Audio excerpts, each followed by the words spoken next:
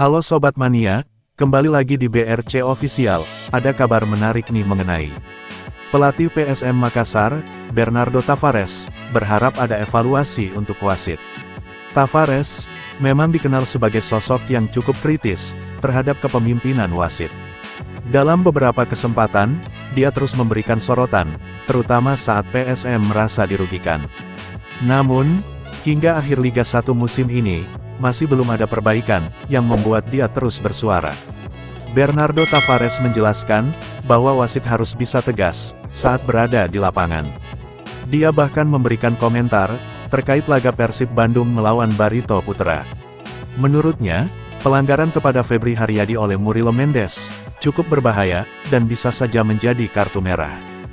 Hal yang sama juga seharusnya bisa membuat wasit lebih tegas agar pertandingan berjalan dengan baik. Anda melihat pertandingan kemarin, Persib versus Barito, semua orang melihat bahwa beberapa pemain harus mendapat kartu merah di laga tersebut.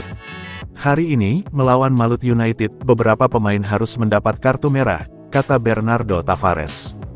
Pelatih asal Portugal ini melanjutkan, ini adalah haknya untuk memberikan kritik. Dia melihat, hal tersebut cukup normal, dan tetap akan melakukan ini, saat melihat ada kejanggalan.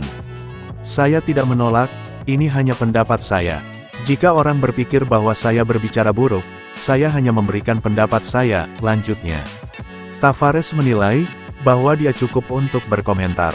Salah satunya adalah, mereka harus lulus terkait materi pertandingan, saat mengambil lisensi pelatih.